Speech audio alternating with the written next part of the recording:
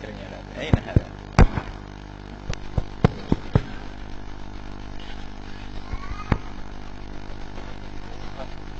Assalamualaikum warahmatullahi wabarakatuh. Salam. Ini mengenai beras fitrah, Bu ya. Kalau sebagian beras fitrah itu dibagikan kepada fakir miskin. Apa tadi? Beras fitrah. Beras fitrah. Yang hari raya, yang hari raya Idul Fitri, ya. Sebagian dibagikan kepada fakir miskin dan sebagian ada yang dijual untuk diberikan kepada sabilillah. Itu bagaimana hukumnya, Bu ya? Apa Bu diperbolehkan atau tidak? Assalamualaikum warahmatullahi wabarakatuh. Siapa fisabilillah? Yang memberi ceramah seandainya di musola-musola begitu. Ya. Assalamualaikum warahmatullahi wabarakatuh. Assalamualaikum warahmatullahi wabarakatuh. Ini mungkin ibu terlambat ya. Terlambat datang, terlambat ngajinya. Enggak apa-apa, dimaafkan ibu. Sudah dibahas lama ini, sering dibahas. Jadi nggak ada fisabilillah dalam urusan zakat diberikan kepada ustadz. Ustadz bukan fisabilillah dalam urusan zakat. Memang fisabilillah di dalam makna. Akan tapi fisabilillah yang disebutkan di dalam Al-Quran, para ulama 4 madhab, para ahli tafsir semuanya mengatakan fisabilillah itu adalah orang yang berjihad, perang di jalan Allah. Syarat yang pertama adalah perang di medan laga. Yang kedua adalah dan mereka tidak mendapatkan gaji. Tentara yang dapat gaji pun tidak boleh, biarpun perang. Jadi bapak-bapak pergi ke Palestina sukarela, nanti saya kasih zakat, gitu. Nah, ini baru. Ini sudah jelas 4 madhab, tidak usah di. Ada sebagian para ustadz, ini kan juga perang, memerangi pemikiran dan sebagainya. Zaman dulu lebih dahsyat lagi, ada Mu'tazilah, ada yang lainnya. Zakat pun tidak diberikan kepada orang yang memerangi Mu'tazilah, kok enggak. Jadi jangan, tidak usahlah kita membuat yang fatwa-fatwa yang menjadikan sebab kezaliman kepada orang-orang fakir. Berikan kepada fakir, selesai ibu. Jangan dibanggakan, tidak untuk Masjid Al-Bahjah, Pondok Al-Bahjah, tidak untuk Ustadz Al-Bahjah juga. Nah, sudahlah, tidak usah. Kita tidak mau nyebut tempat lain, Al-Bahjah aja dulu. Karena ini bermasalah kadang. Orang sudah jelas begitu, Masya Allah. Memang urusan duit itu menarik sekali. Kenapa kita masih ingin merebut hartanya orang fakir? Bukan urusan zakat fitrah saja, semua zakat. Utamakan orang fakir, orang-orang yang punya hutang mendesak, ibunya sakit meninggal tidak bisa membayar rumah sakit dan seterusnya. Bukan untuk bangun pondok, bukan untuk bangun masjid. Yang bangun pondok sama bangun masjid adalah orang kaya. Ini selalu kami sampaikan berkali-kali. Ada fatwa, fatwa jangan diambil, fatwa lemah sekali. Orang akhir zaman profesor. Kita lebih dengan 4 madhab. Ada buku kecil As-Kasful Humah, baca itu semuanya. Kalaupun ada fatwa ulama yang mengatakan semacam itu, apakah semua fatwa ulama harus diikuti? Kita berpikir juga dong. Kalau kita merasa kekurangan orang fakir, kalau ibu bingung nyari orang fakir, besok saya ajak duduk di rumah sakit. Tapi sama saya duduknya.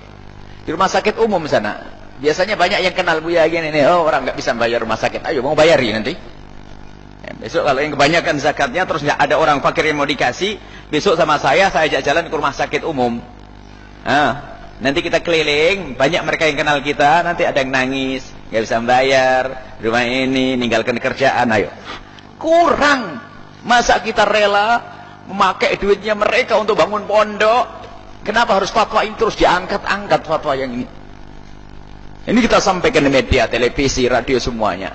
Dan tidak suka, kita tidak perlu sanjungan dari mereka. Kita ingin menyampaikan kebenaran. Karena boleh kepada orang fakir. Jangan bu, tidak usah dijual, diberikan. Berikan kepada orang fakir yang butuhkan hari itu. Sudah jelas ya? Ya boleh. Dan tidak sah zakatnya nanti masuk babnya. Jangan dibuka hal ini. Ada fatwa yang muncul di negeri Qatar, negeri Kuwait sana ya.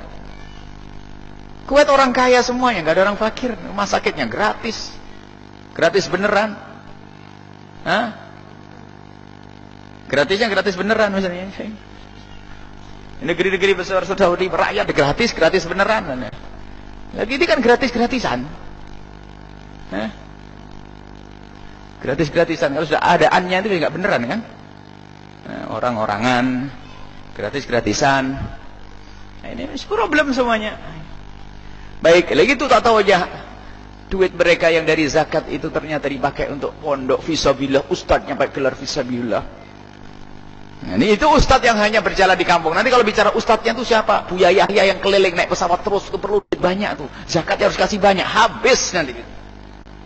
Nah, zalim nih orang fakir. Sawat, kereta, ini setiap hari, tidak tahu berapa puluh juta itu setiap bulan itu. Ayo, mau bayar zakat nanti. Habis zakatnya orang fakir. Ini untuk perjalanan saja ini.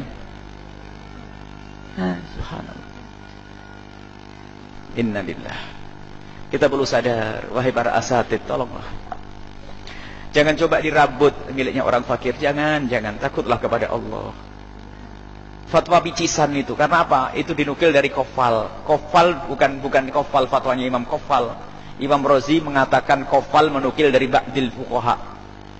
Imam Kofal menukil dari sebagian para ahli fikih. Kofalnya pun tidak jelas karena itu ada dua kofal. Kofal itu ada kofal kecil, kofal besar. Kofal yang mana? Kofalnya saja nggak jelas. Jadi Imam Kofal yang mana itu nggak jelas. Tidak bisa dikembalikan kepada kitabnya Imam Kofal. Sebab Imam Kofal dua-duanya kitabnya nggak ada menyebut itu. Jadi pasti bingung kofal yang mana. Kemudian setelah itu Imam Kofal pun ternyata nukil an ba'dil fuqaha, sebagian ahli fikih. Ahli fikihnya yang mana? Nggak disebutkan. Jadi dari majhul an majhul, dari orang yang tidak dikenal, tapi jadi fatwa favorit karena bisa untuk beli mobil, untuk bangun pondok dibangun dari duit zakat. Innalillah. Tidak, sudah kita pakai gubuk saja. Pakai gubuk saja, alhamdulillah. Al-Bahjah tidak dibangun dengan duit zakat. Makanya pakai gubuk kan. Yang di pinggir gubuknya, yang di tengah bukan gubuk. Ada apa gubuk kan? Alhamdulillah karena Al-Bahjah pakai zakat tidak digunakan untuk bangun pondok. Kasihan orang fakir. Sehingga Al-Bahjah bangunannya pakai gubuk, yang gubuk. Insyaallah, alhamdulillah ada orang-orang ahli khair bangun gedung, lihat gedung megah. Ini tidak ada duit zakatnya ini semuanya.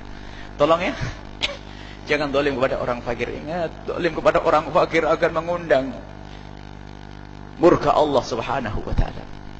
Biarpun ada fatwa-fatwa yang disampaikan oleh sebagian ulama, tidak semuanya kita ambil fatwa itu. Sebab ulama 4 mazhab sudah menjelaskan. Kita harus takut kepada Allah Subhanahu wa taala. Adapun bagi siapapun yang sudah terlanjur menggunakan zakat itu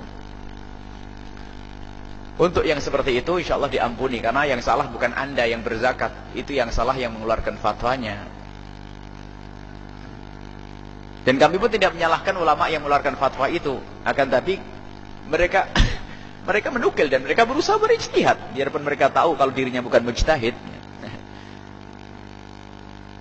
Mereka bukan mujtahid, tapi mereka berijtihad ya. Kita harus paham, selagi mereka bukan mujtahid, ijtihad mereka ya ntar dulu dong. Baik, ini saja insyaallah. Kita harus hati-hati urusan. Kalau masih keras hati orang-orang yang suka ngambil zakatnya orang-orang fakir itu, kalau masih keras hati, dengar Nabi sallallahu alaihi wasallam. Dalam hadis qudsi, ana indal munkasirati qulub. Aku bersama orang-orang lemah hati yang sakit, fakir dan sebagainya. Innallaha sayansurukum bidu'afaikum. Hal turzakuna illa bi fuqara'ikum. Allah akan memberikan rezeki pada kita orang fakir. Coba kalau kita belum lembut hati kita, dekat sama orang fakir. Kampung kita sering kita kunjungi bagaimana cara mereka makan mereka, hidup mereka, kesusahan mereka. Datang ke rumah-rumah sakit umum yang datang ke mereka agar hidup hati ini. Kursi jamaah yang kaya-kaya saja, setiap datang ke rumahnya dikasih duit banyak, makan dan sebagainya. Datang ke pondok pun demikian, balik ke jamaah ini. Datang ke jamaah yang fakir. Dan tiba-tiba justru kita datang ke sana ngomong, saya mau pinjam duit kiai. Ya, itu yang hebat itu, ayo. Dan itu akan menggugah hidup, menghidupkan hati kita. Dan hendaknya seperti itu. Sayyidina Umar bin Khattab, lihat, hidup hati beliau dekat dengan orang-orang fakir. Dan memang tidak sebaiknya kiai sering datang ke rumahnya orang kaya. Ini, hei orang kaya, jangan tersinggung orang kaya. Orang kaya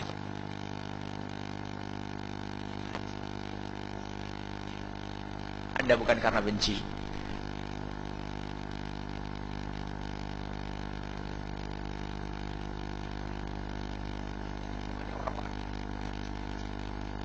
Dirinya rusak hatinya. Takut ghaniyan liginahu taba'anhu thuluth adinihi. Orang yang bertawadhu dengan orang kaya karena kekayaannya akan hilang 2/3 agamanya.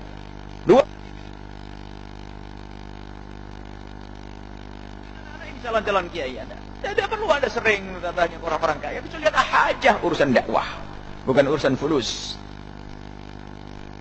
Kalau ada urusan,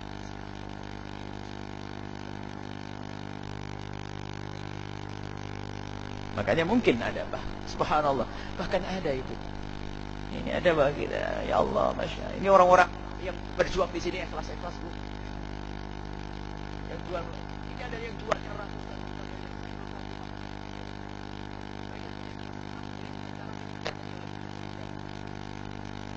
Ada jumlah banyak, saya nggak tahu rumahnya, rumahnya mana, bentuk kamarnya. Bahkan